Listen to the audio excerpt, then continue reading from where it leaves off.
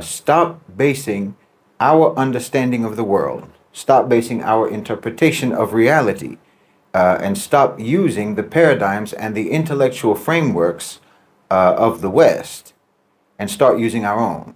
You know, stop using the ways that the colonizers explained and the way that the colonizers portrayed how the world works. Because, of course, everything that they said was always and only said for the purpose of maintaining their position. Do you really believe this is the time the African continent and the diaspora should unite? Do you believe this is the time we should actually bring the African continent together and say no to neocolonialism? Do you think we should stop imperialism at this time? Now, let's watch this video, then have a really quick discussion at the end of it. Thank you so much. Maintaining their advantage, and for the purpose of delegitimizing and dehumanizing and invalidating us. They've always been in the rationale creation business. In fact, that's just about the only thing that they ever did create, if we're being honest. Because everything that they have was actually taken, was actually stolen, was actually pillaged or plagiarized from other people, from other nations. So in fact, what they created was just the rationale or the justification for doing that, for doing all that theft. And that pervades all of their intellectual frameworks. Even before the West went secular, even before they went atheist, they were this way, and that's the way they did things. They didn't use religion for justice, they only used religion for justification. So we have to reject their frameworks, reject their paradigms by default. Because you can't tell me that any framework, you can't tell me that any paradigm, and you can't tell me that any understanding of the world, or for interpreting reality, any framework that was created to justify rape and pillage and chattel slavery and genocide, you can't tell me that any framework like that is ever going to be useful to civilized people. No, you have to reject it.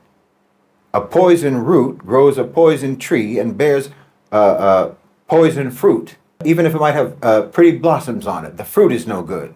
The tree is no good, and the root is no good. Whatever they built was built at a human cost that their descendants are going to be paying for generations. Like I've said before, yes, you have your technology in the West, and we all use it. But good Lord, we have the right to use it.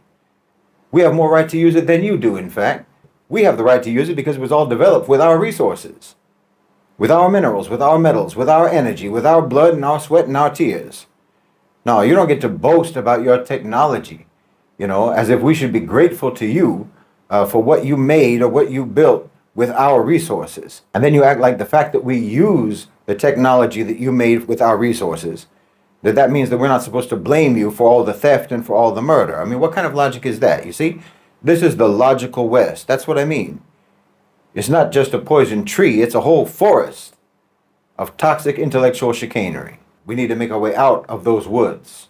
And for us, for the Muslims, the first thing that we need to do to reclaim or to revive our epistemological sovereignty is to restore Allah subhanahu wa ta'ala and the Quran and the Sunnah to their rightful place, right at the center of our understanding. Because I think a lot of people, even amongst our own people, even among the Muslims, a lot of people have inadvertently been infected by the West's view of God.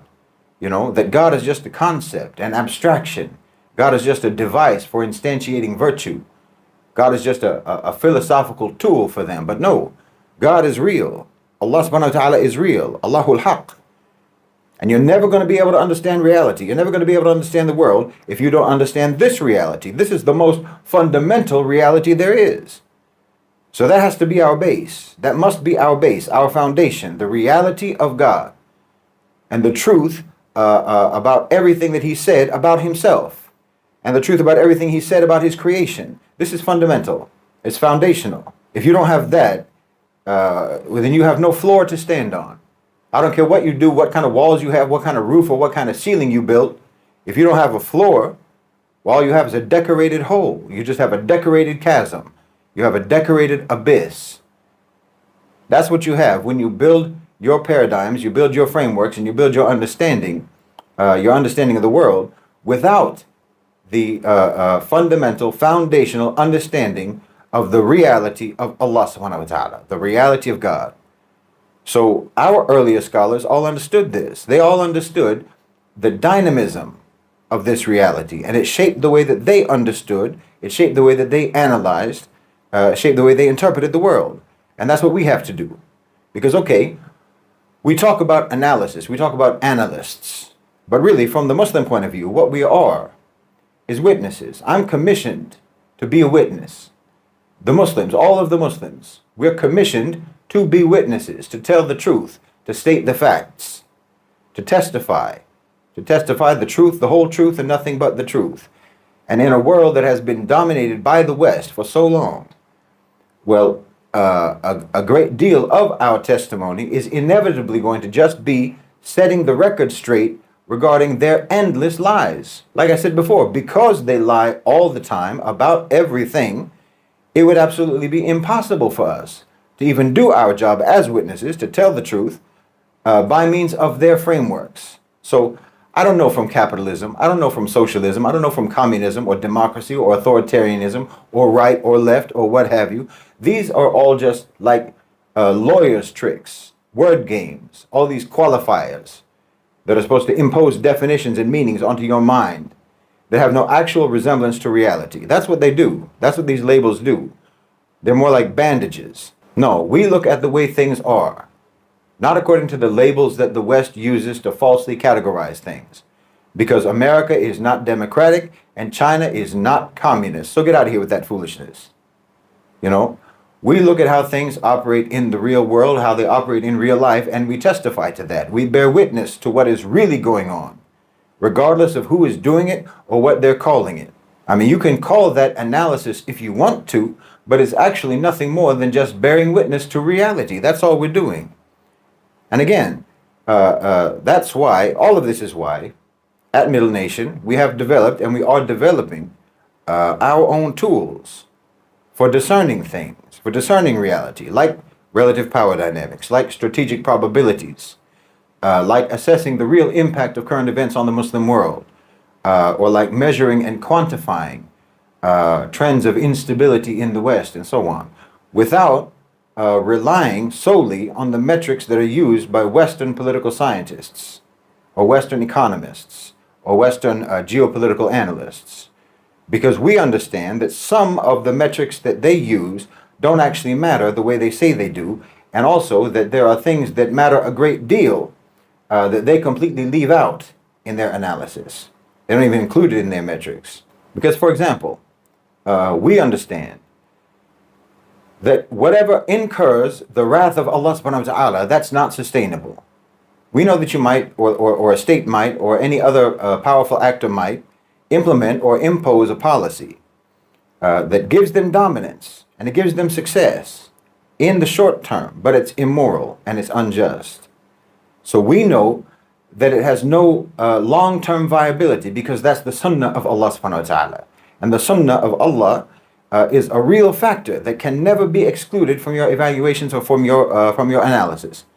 I mean, part of our job is to understand, is to identify and understand and explain how Allah subhanahu wa ta'ala is operating in the world in the current age, how His sunnah is operating in the current age. No, you can't exclude Allah subhanahu wa ta'ala from your analysis. That's the biggest, most important factor that most Westerners do not include in their assessments, do not include in their forecasts or their analysis. And that means even the best of them are always going to be superficial. They're literally leaving out the most important operative power in the world.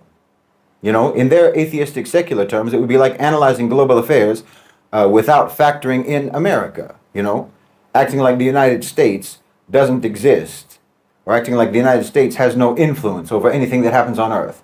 Well, as absurd as that would sound to them, it sounds even more absurd to us that they do not factor in the reality of God. And of course, we know that they will completely disapprove of this approach. Obviously, we know that. And they feel that they are entitled to have their disapproval matter to us. So you see, they remain completely stubborn as ever in their deeply ingrained sense of superiority, even though observably their approach to the world has left their societies in a state of chaos, a chaos of lies and delusion and moral anarchy and racism and sexism and gross inequality. They've literally left hundreds of millions of victims in the wake of their so-called superior enlightened civilization. And even though we could see ahead of time, what's happening to them. At Middle Nation, we could see ahead of time what's happening to them. And we can see where it's going, and we can see why it's going that way. But not only could they not see it coming, they can't even understand it right now while it's happening to them. They can't even understand what is happening to them now or why. So their disapproving of our approach only validates our approach. I don't think you can imagine a greater source, actually, of legitimization than the disapproval of thugs and criminals and savages and the insane. Because that's what they are.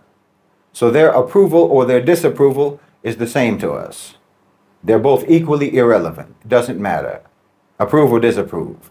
They will disapprove of our approach, despite the fact that prediction after prediction after prediction made on Middle Nation using our approach has been proven accurate. While they make their analyses, the way they make their analyses is just like the person that's described in the Quran, who's in the darkness and only takes a step when the lightning flashes. And there's just this brief moment of light, and then they take a step, and then they're in the dark again. I mean, that's the way that they make their analysis, moment to moment, without ever actually understanding the real, what you could call macro trajectories. They operate on a micro level, on a superficial level, They're like someone who could tell you, could look at a table. They could look at a table and see all the dishes that are spread out on the table, tell you all the foods. They can tell you what all of those foods are, but they can't tell you how they taste. They can't tell you if the foods are even real or not, to be honest. They can't tell if those foods are real or made of wax or made of plastic. But if we're just going to go with that analogy, then a Muslim analyst would not only be able to know which foods are real, they would know how they smell, they would know how they taste, and so on. They'd even know how many calories there are. Meaning, it's not a superficial analysis. It's not a surface level how things appear to be analysis. It's a how things are analysis. Because look, it's like Israel, for example. For some reason, because of their frameworks, that's the reason, their flawed and deceitful frameworks, they'll say, until now, that Israel is powerful. Israel is high tech. They have weapons. They're a democracy. They're this and they're that. All these ridiculous metrics, to them, it tells them that Israel is powerful. Because Israel can kill writ large, that means they're powerful. You see how deranged that is? A so-called country, a colonizer settler project, that is a chronic dependency, somehow, according to their metrics, is powerful. They're violent, and their violence equals power. That's the Western Enlightenment logic. If you're violent, you have the capacity for violence, then you're powerful. But the reality is that the only thing Israel even has left, in reality, is suicidal ideological inertia. Zionism acting as a terminal pathology. Israel will continue if you call a death spiral continuing. They're not acting out of strength. They're acting out of sheer panic. Panic about their impending irrelevance. Every step that they take into Gaza is a step that they're taking away from their own survival as a so-called Zionist Jewish state. No. Madness is not power. And power is not madness. But I totally understand why the West wouldn't know the difference. Look, Israel's power was always completely dependent on their strategic utility to America. But now America itself has a severely downgraded strategic utility to the owners and controllers of global financialized capital. That means that Israel is no longer even geopolitically coherent for the ruling powers of the world. And they've passed multiple signs telling them where the off-ramp is. Israel has. That's what the Abraham Accords was. That was a sign announcing that the off-ramp was coming up. That's what Saudi normalization with Iran was. Another sign announcing the off-ramp.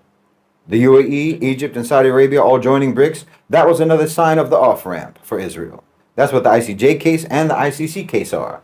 Just signs of the off-ramp for Israel. They're running on the fumes of radical, extremist, violent, doomsday Zionism now. They're flailing like a drowning man, while their economy falls apart in chunks. Their citizens are fleeing. Their society is in turmoil. They've lost the war of narrative. They're losing the war of alliances. They're losing the war of economy because they didn't want to take that off-ramp. They didn't want to take the off-ramp. They didn't want to face the fact that they have to get off that highway. Meanwhile, they're heading for a cliff.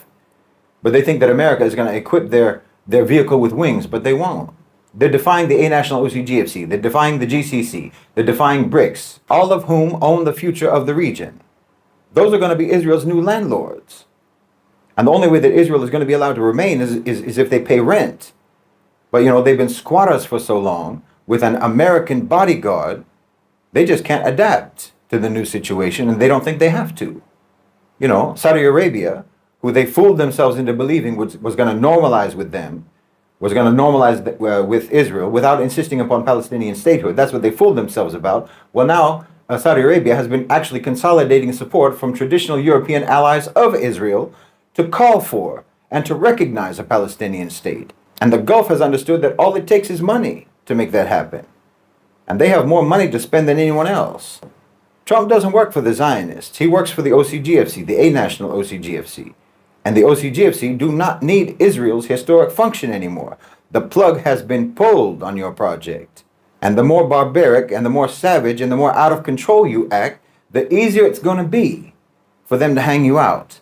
I mean, you are literally right now weaving the rope yourselves and tying the knot yourselves for the noose that you're going to dangle from. But madman violence always used to work for you. So you think it'll work now. You see how limited they are? They can't pivot. They can't adapt. They can only comprehend the now obsolete narrow context in which their savagery used to be enough to justify their existence. But you were never a real state. You were never a real country. You were always just a policy instrument for the United States. You only know how to do demolition, but the new job qualifications are knowing how to build, and you don't know how to do that. You never had to learn how to do that. So if you don't truly understand the world, if you cannot interpret reality properly, then you might mistake Israel's madness as power. But all anyone with any sense can see is abject weakness. You control no inputs. You're not self-sufficient to any degree. You're not adaptable, you know. You've been in the deep end of an empty swimming pool thinking that you're an Olympic swimmer. But in reality, you can't even tread water. And it's filling up. That pool is filling up and you're going under. Look, and this goes back to psychological decolonization and epistemological sovereignty. For Israel, you're in a region amidst a people whose stopwatch ticks in centuries, not weeks, not months, not years, not even decades. You understand? We are a permanent ummah. You can't fire missiles. You can't launch drones to try to stop the trajectory of the momentum of time. You can't shoot the future down. You're trying to melt a glacier with a cigarette lighter. No, the truth of the matter is, we are not the resistance. We are the irresistible force of epochal justice. Epochal justice that is moving by the mechanisms of divine justice. You're the ones who are resisting. You're resisting the unstoppable, and it's blatantly futile. You see, Zionism isn't just morally bankrupt. Now it's strategically bankrupt. And this is where we know better. This is where we know better than other analysts. Because we know that strategic bankruptcy of the morally bankrupt is always just a matter of time. You can't murder your way into permanence. You forgot that everything that you always depended upon, everything that you always depended upon for your survival, you forgot that it's all controlled by Allah subhanahu wa ta'ala. And Allah's justice cannot be rushed and it cannot be postponed. And it can never be successfully resisted. Wallahi, it's a splendor to behold. You relied on America and the military-industrial complex. Israel did. And you thought that America and the military-industrial complex would protect you from Allah. And now that same heartless greed that fueled the system that enabled you to survive, that same heartless greed grew and grew and grew until it dwarfed the military-industrial complex in the form of the OCGFC. And not only did they swallow the military-industrial complex, but they swallowed up America itself. And now that same greedy system sees no value in you anymore. Well, you helped to birth the very powers that are now consigning you to the liability column on their spreadsheet. And now the very people, the very nations, the very people that you maligned, that you hated, that you said posed an existential threat to you, the Arabs, the Muslims, you know, and that alleged threat was used to fuel the military-industrial complex that eventually gave rise to the OCGFC. Now those very people, those very nations, The Arabs, the Muslims, those very people are the ones with whom the OCGFC want to have as partners instead of you. And you're now just going to be part of a merger and acquisition deal between those two. And I'll tell you why. Because immorality and injustice and brutality are always only short-term strategies. You're like a geopolitical day trader, but we're long-term investors. So if you have a proper Islamic understanding when you look at the world, then you would know that Israel, from the beginning, was only ever going to be a blip in our history. All of Western so-called civilization, all of Western so-called civilization's dominance is a historical anomaly. No one with any sense ever thought otherwise. And here you can take sense as a synonym for iman. Because if you have iman, then you should have sense. And if you have sense, then you should have iman. And no one with any iman and no one with any sense. Hello, brothers and sisters. I really hope you're all doing fine from wherever you are watching me from. Now, Ibrahim Traore, the president of Burkina Faso, has been talking about black unity, Pan-Africanism. He has been talking about putting an end to the exploitation of mineral resources in Africa and putting an end to corruption by these rogue leaders in Africa.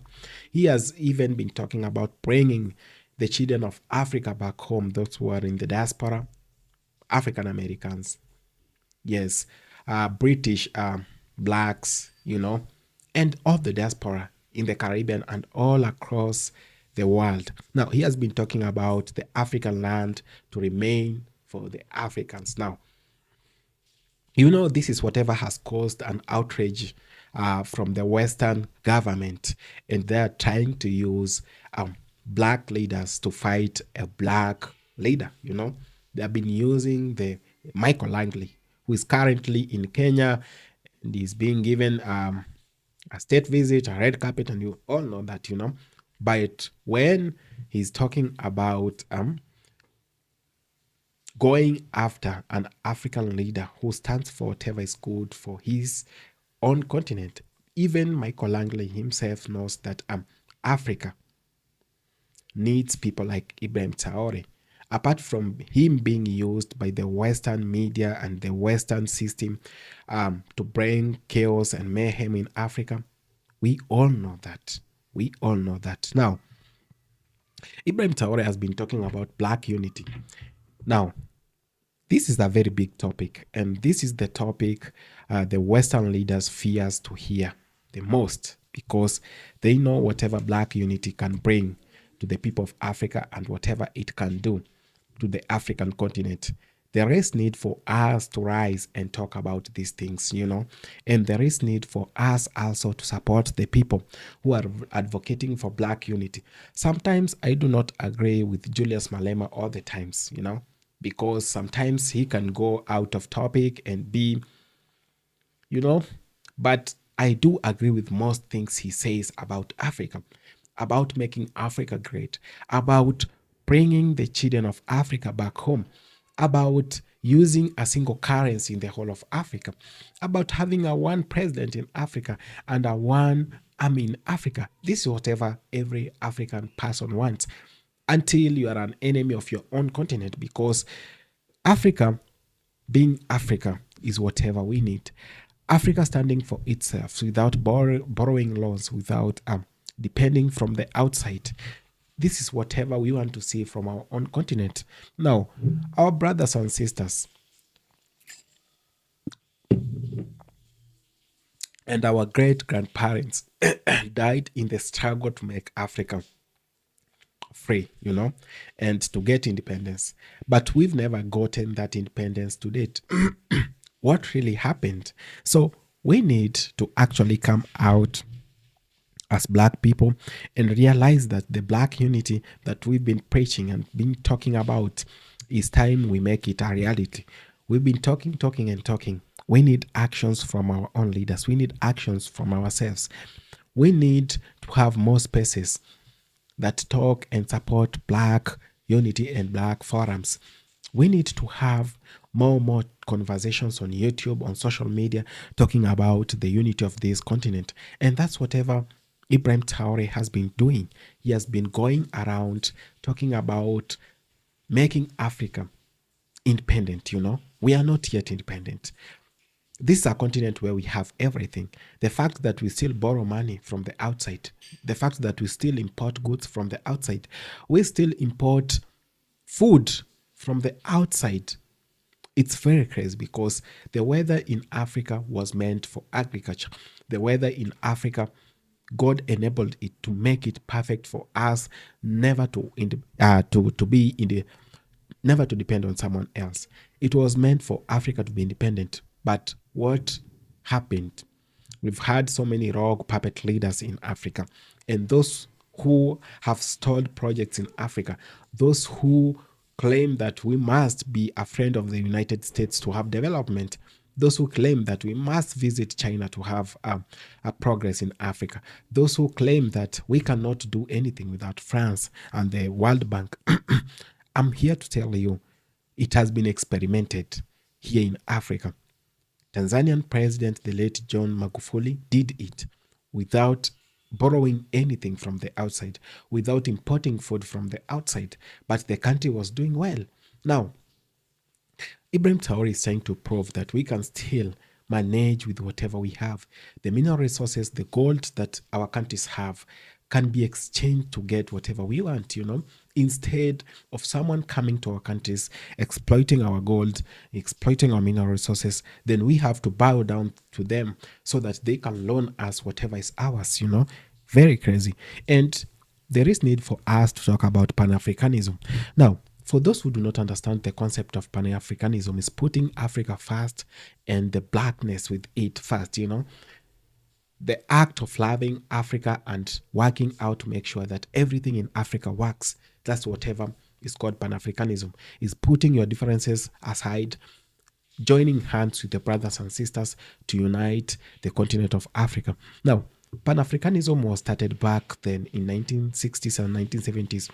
It was meant to bring the continent of Africa together with its leaders, And the leaders, by then, the Kwame Nkrumahs, the Julius Nyerere, and all those leaders across Africa had this intention of uniting Africa and bringing change after getting independence.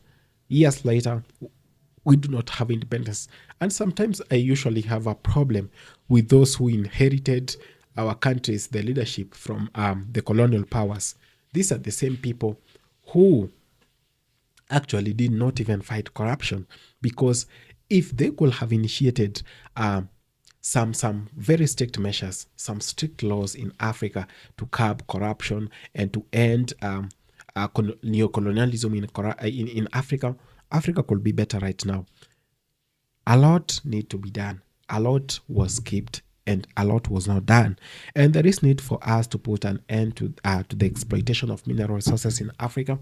That's whatever the Pan-Africanists have been saying in Africa years after years, that we need to put an end to this. And how do we do that? It's first by getting control of our own states and getting them from the hands of these puppets. And how do we do that? Now, we've seen that through the ballot, it has been quite challenging, because via the ballot, this is when the Western systems come and implant their own puppets, and they call the whole thing democracy. And a democratic way to give you poverty is by elections. Let me just break this down to you. Elections are very expensive in Africa and in the world, and you can spend millions of dollars just to be elected and be paid around 20,000 or 30,000 dollars per month. How is that even possible? How do you spend around let me say $200 million? No, not 200.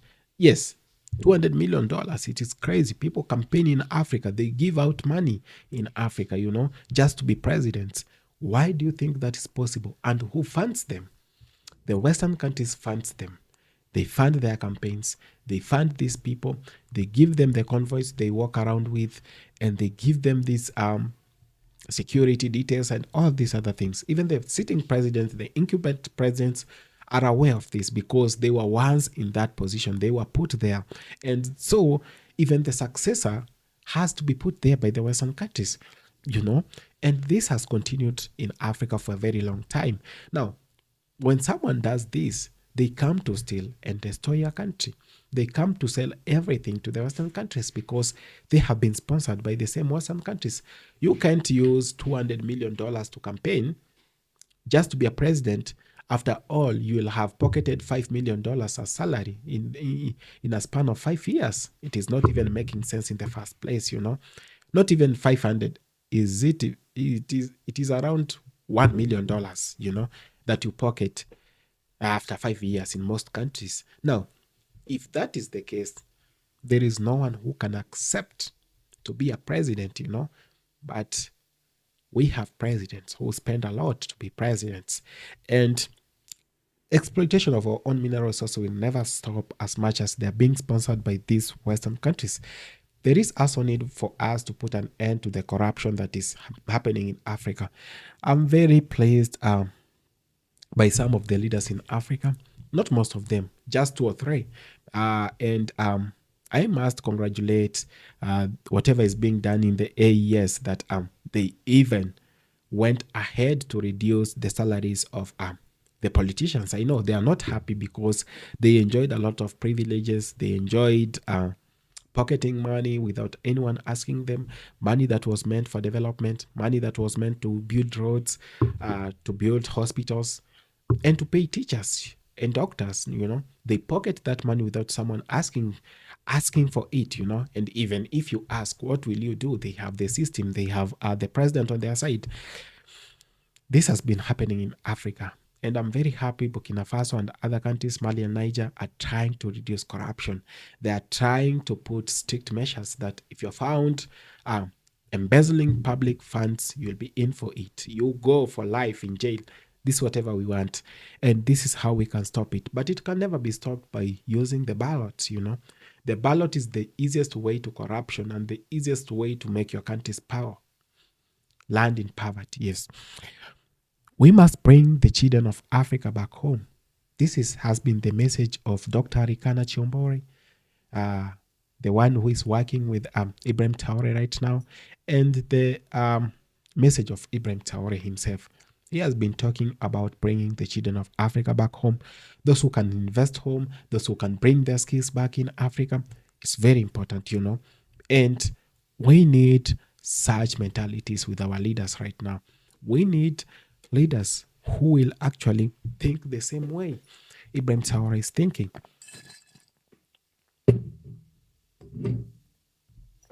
If we are to unite and bring the children of Africa home, then Africa is going to be a great continent. We should not just sit and wait for some miracles to happen. We must work out and we must empower ourselves. And the African land should remain Africa. I do agree with Julius Malema. A lot of African land was taken by the white settlers and the colonizers. It has never been returned to the people, to the rightful owners of these lands. People are squatters in their own countries. People do not have somewhere to cultivate, to do agriculture and some development in their own countries. How crazy is that? And these countries watch. They have leaders, they have governments that has been supporting this evil. We must put an end to this. We must support Pan-Africanism. We must support Black unity. We must put an end to exploitation of our mineral resources. We must end corruption, and we must bring the children of Africa back where they belong. Those who are willing. Of course, you can't force someone, you know. Thank you so much for having taken the time to watch this video. Brothers and sisters, I appreciate so much. It has been a pleasure, and it is your host, Eli from Africa.